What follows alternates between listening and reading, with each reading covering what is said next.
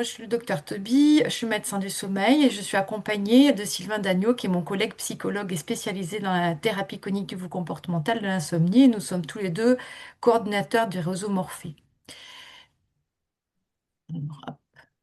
Donc le réseau Morphée, je le fais très rapidement, mais donc c'est un réseau de santé qui est présent en Île-de-France, financé par l'ARS essentiellement, et on a des missions de sensibilisation et information du grand public, d'orientation des patients à travers des questionnaires que vous pouvez avoir en ligne directement sur le site.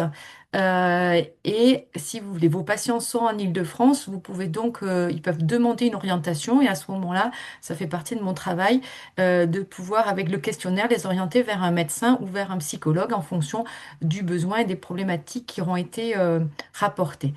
Et puis, on a un appui aux professionnels comme on est en train de le faire là pour former, orienter, soutenir, et on fait également de la recherche scientifique. Donc, nous avons beaucoup de supports, tout ça est consultable sur le site et sur les nombreux réseaux sociaux auxquels nous participons. Donc voilà le programme. Je vais revenir sur quelques bases de fonctionnement du sommeil, mais ça va être vraiment une toute petite partie, donc vous n'allez pas comprendre tout ce que c'est le sommeil, mais je prends ce qui est important pour comprendre en fait le lien avec la douleur, et on va passer de l'éveil à l'hyper-éveil, qui est une grande problématique dans la douleur, pour après faire le lien entre le sommeil et la douleur. Et dans la deuxième partie, Sylvain prendra la main pour vous parler de la prise en charge des thérapies cognitivo-comportementales, l'intérêt que ça a pour la douleur et pour l'insomnie. Donc tout d'abord, un cycle de sommeil. Le sommeil, il se compose en fait, ça vous devez probablement tous le savoir, mais pour avoir les idées assez claires, on fait plusieurs cycles de sommeil dans notre sommeil, dans une nuit normale. On en fait 4-5 cycles qui durent à peu près 90 à 120 minutes. Il se compose en fait de plusieurs phases. On commence à essayer de s'endormir, on s'endort, et là on passe en sommeil lent, léger. C'est un sommeil vraiment où on entend encore tout ce qui se passe autour de nous, tout ce qui est sensoriel en fait est très présent. C'est vraiment la personne qui s'endort devant la télé et qui se met à ronfler et vous lui dites mais vous dormez, et tu dors et en fait la personne te dit mais non non non puisque en fait j'entends toujours la télé. Donc vous êtes en capacité de capter ce qui se passe dans votre environnement. Puis après on se met en sommeil lent profond où là vraiment j'ai mis la petite bombe. En fait une bombe peut tomber à côté de nous en fait et rien ne va nous réveiller. Et après, on passe en sommeil paradoxal, qui est le sommeil où on ferait beaucoup plus de rêves. Et il est paradoxal parce qu'on a le corps complètement immobilisé pendant que le cerveau est très actif. Et puis après, on repasse à un petit éveil et on se rendort comme ça. Et sommeil, donc on fait ce cycle-là, comme il y a en bas, en fait, sur ce qu'on appelle l'hypnogramme, cet enchaînement des cycles les uns après les autres. Comment on arrive à dormir et à s'enclencher en fait dans ces cycles de sommeil? En fait, on a deux grands processus biologiques, physiologiques dans nos 24 heures. Et c'est grâce à ces deux processus en fait qu'on va réussir à s'endormir et toujours à la même heure. Le premier, c'est vraiment ce qu'on appelle le processus homéostasique, la pression de sommeil. Il faut vraiment visualiser ça comme euh, une pile en fait qui se décharge et qui se recharge. Donc elle se décharge au fur et à mesure de la journée et elle se recharge au fur et à mesure de la nuit où on récupère en fait cette capacité après cette énergie. Si vous dormez pas assez, ben, votre pile elle va s'arrêter au milieu de notre schéma. Et si vous êtes pas assez actif dans la journée, et ben en fait vous n'allez pas assez décharger votre pile et du coup vous aurez besoin de moins de sommeil après pour récupérer. Et puis le deuxième processus qu'on a, ce sont les rythmes circadiens. Donc imaginez en fait tous ces rouages d'une énorme horloge en fait qui sont tous synchronisés les uns avec les autres et chacun a son rythme. Donc ces rythmes circadiens en fait, c'est tous nos rythmes qu'on a à l'intérieur de notre corps, que ça aille sur des choses des plus connues comme la température, des cycles hormonaux. Alors on va revenir longtemps sur le cortisol, mais il y a la mélatonine, il y a notre tension artérielle. Il y a toutes les hormones, la thyroïde, l'hormone de croissance, etc. Chacun a un rythme qui est propre et ils sont tous en fait synchronisés les uns avec les autres. Mais ces rythmes, ils vont même jusqu'à la sécrétion à l'intérieur, au niveau des rythmes des cellules, de certaines molécules en fait qui sont vraiment très petites et qui vont se sécréter à certains moments. Donc on est vraiment, autant les organes que toutes les fonctions biologiques sont rythmées. Et le grand synchroniseur de tout ça, en fait, c'est la lumière, en fait, qui va être vraiment le donneur du grand temps et qui va permettre de nous resynchroniser tous les jours quand on se lève à la lumière. Donc je vais assez vite, hein, c'est un peu plus détaillé que ça, mais c'est pour qu'on arrive avec le fil du raisonnement à arriver jusqu'à ça. Donc comment on va faire cette bascule, en fait, de sommeil à éveil? En fait, c'est dans notre cerveau, avec tous ces rythmes, en fait, dont je viens de parler, et cette pression de sommeil qui arrive, vous allez avoir dans le cerveau, en fait, des endroits différents, on appelle des noyaux, qui vont s'activer suivant si vous allez dormir ou si vous allez être réveillé. Et ça va être des noyaux qui vont être différents pour le sommeil et pour l'éveil. Et donc, en fait, il y a cette bascule qui va se faire, un peu comme un sablier ou une bascule, c'est-à-dire qu'en fait, pour s'endormir, il faut que vos systèmes d'éveil soient les plus inactivés possibles et les systèmes de sommeil le plus activés possible. Donc, on a vu que la pile, il faut qu'elle soit complètement déchargée, il faut que tous nos rythmes soient bien synchronisés et c'est là, à ce moment-là, qu'on va être vraiment là, tout va s'aligner pour qu'on puisse endormir.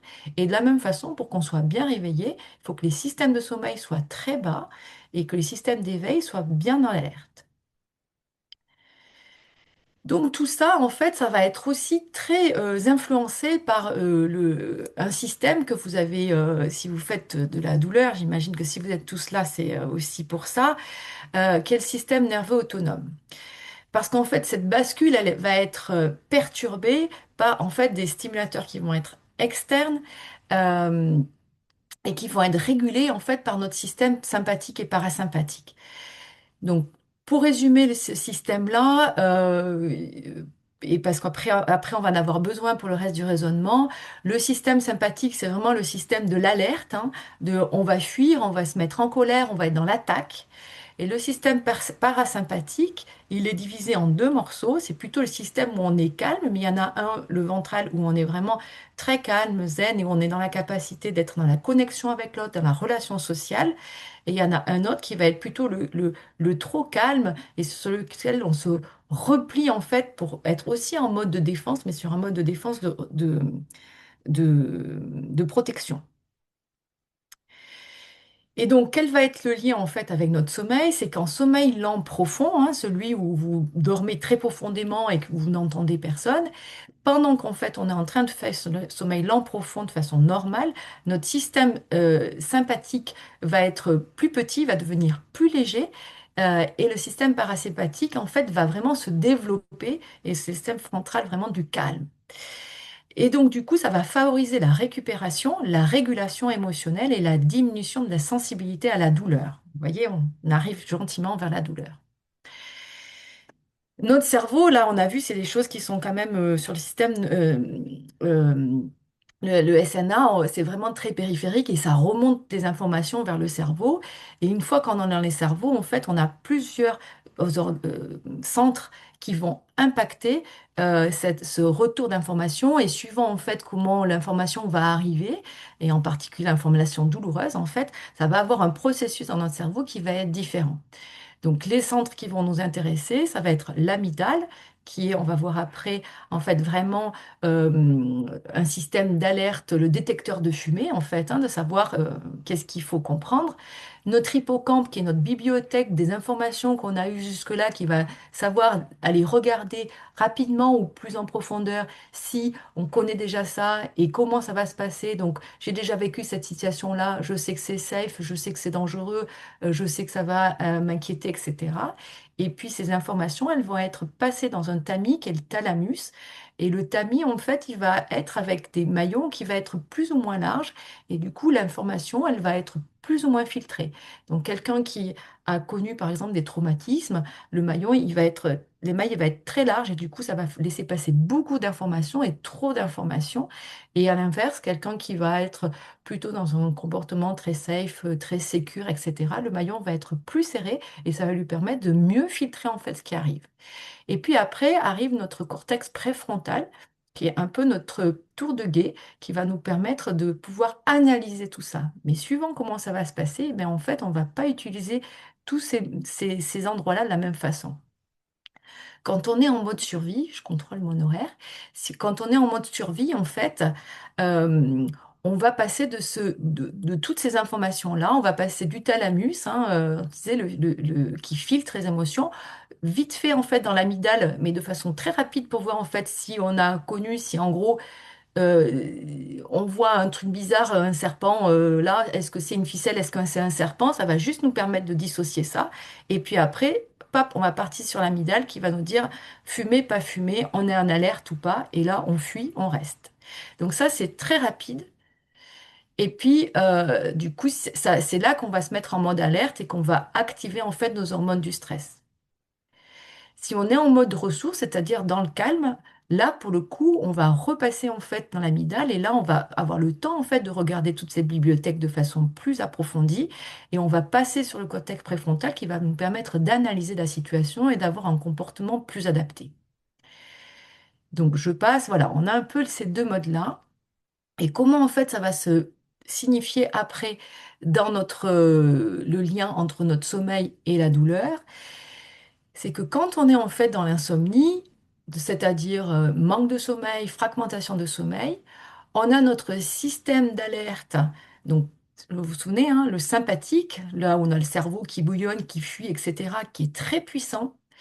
Ça va augmenter l'inflammation inflammatoire avec une production des interleukines 6 et la TNF-alpha. Et ces processus-là vont avoir un impact en fait et va altérer la voie de modulation endogène ascendante en fait de la douleur. Et la conséquence de ça, c'est que ça va augmenter les douleurs et la sensibilisation à la douleur. Et après, ça va être un cercle qui va être sans fin. Et comme facteur aggravant, on va avoir la mauvaise hygiène de sommeil avec, par exemple, là, j'ai mis la photo de quelqu'un qui regarde un écran, et aussi l'anxiété. Et de la même façon, la douleur, quand on parle juste de la douleur, elle va avoir comme impact sur le sommeil la fragmentation. Vous voyez, on avait vu tout à l'heure ces cycles qui étaient très réguliers. Et là, en fait, à chaque fois que ça va pointer vers le haut, en fait, c'est que ça va avoir des éveils. Du coup, il va y avoir moins de sommeil profond. Et vous vous souvenez, on avait dit le sommeil profond, hein, c'est ce qui permettait d'augmenter le système parasympathique, du calme, etc. Du coup, et la récupération. Donc, on va être plus fatigué et ça va réaugmenter la douleur. Et de la même façon, avec les mêmes facteurs aggravants. Et donc cette mauvaise qualité de sommeil qu'on vient de voir, hein, qui est soit la cause, soit la conséquence en fait de nos douleurs, va avoir aussi un impact en fait sur le cortisol que vous connaissez tous très bien, hein, qui est très augmenté en fait dans les douleurs. Et cette hausse du cortisol, donc le mauvais sommeil va augmenter le cortisol basal, mais aussi augmenter la réactivité en fait à la sécrétion du cortisol en cas de stress. Donc vous pouvez ne pas avoir forcément une augmentation en fait du cortisol, mais le fait qu'en fait dès qu'il va y avoir un stress, comme la douleur, bam, le cortisol va augmenter. Et du coup, ça va augmenter la sensibilité à la douleur. Et l'autre effet aussi de cette mauvaise qualité de sommeil, on avait vu dans les rythmes, hein, toutes ces courbes, et ça va aplatir en fait la courbe du cortisol. Et on sait, nous, dans la chronobiologie en fait du sommeil, que on dort bien que si on a ces courbes qui sont très amples. Plus elles sont amples, plus on va être synchronisé pour dormir au bon moment.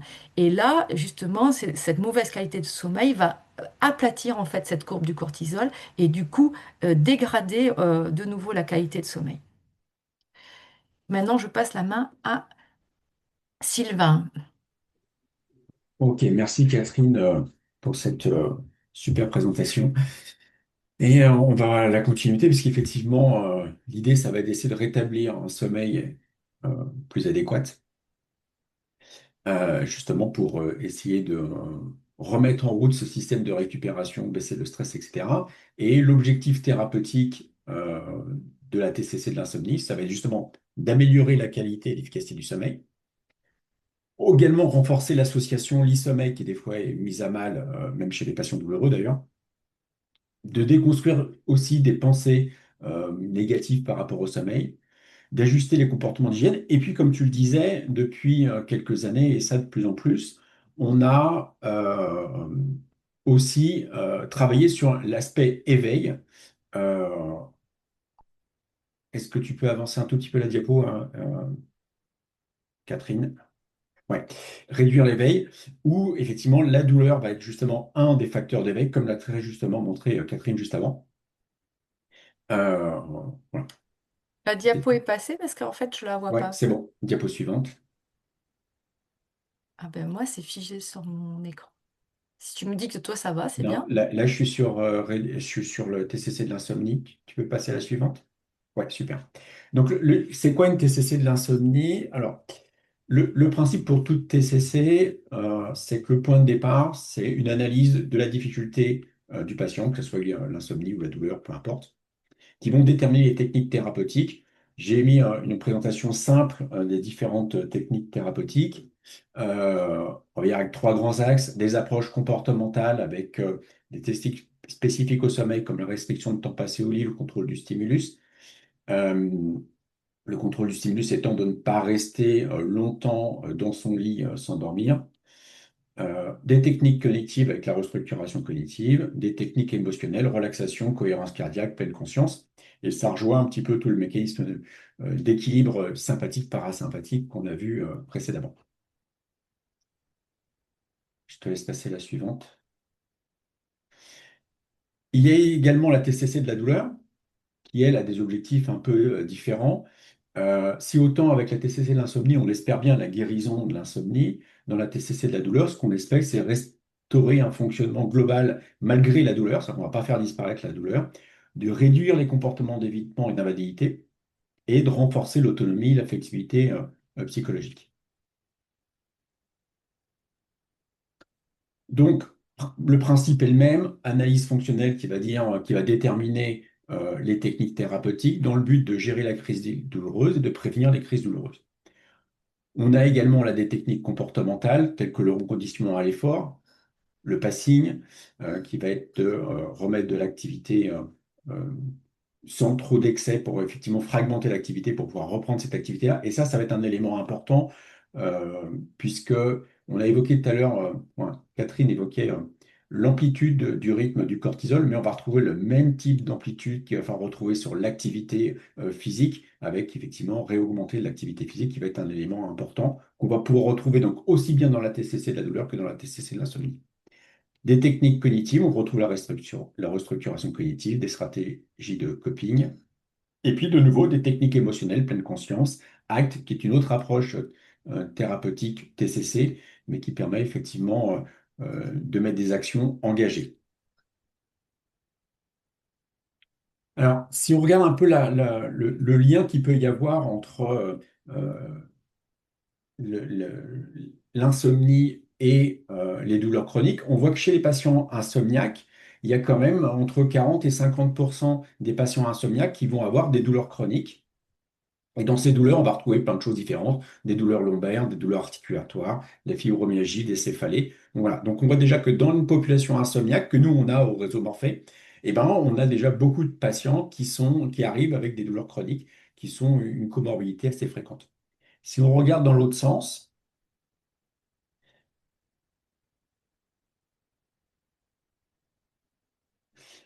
si on regarde chez les patients douloureux chroniques, alors si on regarde par exemple chez les patients qui ont des douleurs lombaires, on voit que la prévalence de l'insomnie, elle est assez élevée.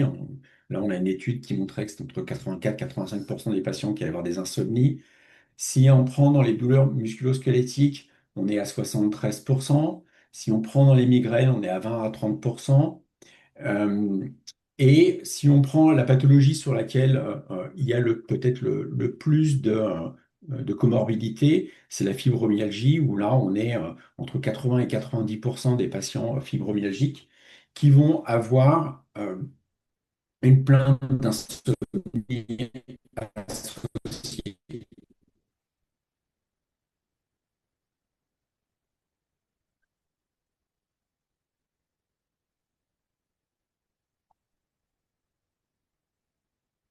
Je te laisse passer à la suivante. Alors, euh, la TCC de l'insomnie, chez les patients fibromyalgiques, j'ai choisi cet axe-là de parler uniquement de la fibromyalgie parce que bah, voilà, on a une présentation qui est courte.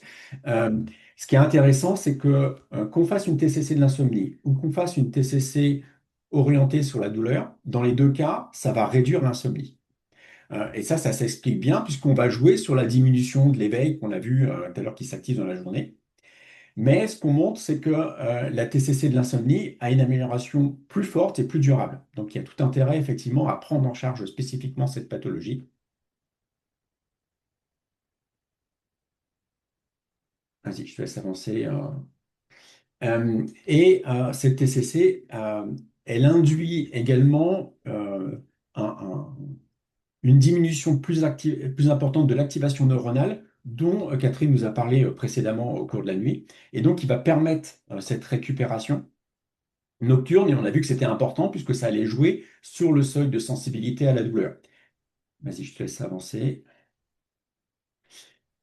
Et donc, cette amélioration significative, elle a lieu à la fois sur la qualité de sommeil, sur la douleur, mais elle va avoir aussi des bénéfices sur d'autres aspects comme l'anxiété, la dépression, même si pour l'instant on manque un peu d'études et que les niveaux de preuves ne sont pas très élevés. Ça n'empêche qu'il y a quand même un intérêt à mettre en place ce qu'on appelle des TCC hybrides, c'est-à-dire qu'on va mixer à la fois dans notre prise en charge des éléments sur la douleur et des éléments sur l'insomnie, sur le sommeil. Et il y a d'autres éléments aussi qui ont été montrés, c'est que le fait de remettre de l'entraînement physique est aussi un facteur d'amélioration de la qualité de sommeil chez les patients douloureux. Donc voilà, on retrouve des choses qui sont communes dans les deux, où l'activation dans la journée va permettre à la fois de réduire les comportements douloureux et en même temps d'améliorer la qualité de notre sommeil, qui, cette qualité de sommeil, permettra également de réaméliorer notre journée en diminuant le seuil de sensibilité douloureuse. Alors, je vais juste vous présenter très brièvement un petit cas clinique, une patiente que moi j'ai suivie. Alors, forcément, quand on est en libéral, on ne pratique pas des protocoles comme ça peut être fait dans des groupes, donc c'est forcément de la TCC hybride. Là, c'était une femme de 56 ans qui venait, elle, consulter pour de l'insomnie et qui avait par ailleurs un diagnostic de fibromyalgie. Euh, voilà. Alors, oui, là, je vais t'embêter un peu, Catherine. Euh, donc, euh, donc, la fibromyalgie, donc, elle avait principalement des douleurs dans les jambes, avec une peur de plus pouvoir marcher. Et, vas-y, avance tout doucement, et je vais les commenter au fur et à mesure. Et donc, ça générait une anxiété assez forte qui allait activer un fort niveau d'éveil, qui allait bloquer les mécanismes de sommeil et entraîner des difficultés de sommeil. Le fait, pour gérer sa douleur, une des stratégies qu'elle utilisait, c'était de s'allonger, ce qui entraînait à la fois une réduction de l'activité dans la journée, et donc qui baissait sa pression homéostasique qu'on a vu dans les mécanismes de sommeil tout à l'heure, et qui amenait aussi une perturbation du rythme circadien. Ces deux éléments allaient contribuer à déstabiliser le sommeil, et tout ça est donné donc à la fois une symptomatique d'insomnie et de fatigue très importante, puisque quand on a une diminution de l'activité dans la journée, souvent on a aussi un phénomène de, bizarrement, moins on s'active, plus on est fatigué. Et ces deux éléments réamenaient une peur de ne pas dormir, d'être fatigué, qui réalimentait l'anxiété, qui faisait un cercle vicieux dans lequel la patiente était prise. Et vous voyez bien que quand on le présente de cette manière-là, on voit bien l'intérêt de travailler à la fois sur les aspects douleur et stratégie de coping mis en place et sur les aspects sommeil pour essayer d'améliorer la situation de la patiente. Et en fait, on n'a pas l'impression de faire des choses différentes, on a vraiment l'impression de faire des choses qui sont euh, euh, semblables. Et c'est presque bizarre, entre guillemets, de dissocier TCC de l'insomnie, TCC de la dépression, quand effectivement, dans un cas clinique, on voit que ça et qu'on analyse la situation, on se dit qu'effectivement, ça semble logique d'agir sur ces deux facteurs-là en même temps. Voilà. Comme on l'a dit, ça baisse le seuil de douloureux qui va, elle, réalimenter la douleur. Merci Catherine. On peut passer à la suivante. Hop, ouais. Tu peux revenir sur la spéciale d'avant? Voilà. Le plan thérapeutique, très simple, psychoéducation sur le sommeil et la douleur, dont en partie ce que nous a expliqué tout à l'heure Catherine. Euh, des techniques comportementales avec du passing, l'augmentation d'activité, la réduction du temps allongé dans la journée, des techniques cognitives avec la restructuration cognitive et des techniques émotionnelles. On a utilisé pas mal la pleine conscience. Donc, résultat obtenu avec cette patiente-là, donc c'était un suivi assez long, là, je l'ai suivi pendant presque un an, et on voit qu'on a obtenu une réduction assez importante de son insomnie, une amélioration, une diminution aussi. L'APSAS, c'est une échelle qui mesure le niveau d'éveil. Et donc le niveau d'éveil était relativement élevé, puis il a fini par baisser un peu, et on voit que la fatigue a diminué. Elle est passée de 29 à 20, donc il restait encore un peu de fatigue en fin de thérapie, mais en soi, ce qui n'est pas forcément anormal. On a amélioré sa capacité de gestion de sommeil, puisqu'elle était beaucoup plus sereine par rapport à ça. Si on regarde sur la douleur et le retentissement sur le fonctionnement, là, j'avais utilisé l'AFIC, un questionnaire de retentissement sur le fonctionnement diurne. On voit qu'il y avait une amélioration, même si à la fin, bah, on n'a pas fait disparaître sa fibromyalgie. Donc, il y avait encore un retentissement assez important sur son fonctionnement diurne. Et on avait également une amélioration sur ce qu'on a pu voir tout à l'heure, hein, sur également son anxiété et son humeur, avec une amélioration assez nette de son anxiété et de son humeur. Donc pour conclure, bah, traiter l'insomnie par les TCC, que ce soit la TCC de l'insomnie ou la TCC de la douleur, ou dans l'idéal hybride, permet de réduire l'insomnie, permet de réduire le retentissement de la douleur, améliore la qualité de vie. Ça, vraiment, ça, c'est un élément qui est très important. Et donc, si les deux améliorent l'état clinique, petite préférence quand même, si on doit choisir dans l'ordre dans lequel mettre les choses, et ben on l'a vu dans une étude précédente que la TCC insomnie améliore quand même plus rapidement et plus durablement, donc peut-être à privilégier en première instance, mais que pour beaucoup de praticiens libéraux, en vérité, on fait des TCC hybrides où on va aborder les deux en même temps.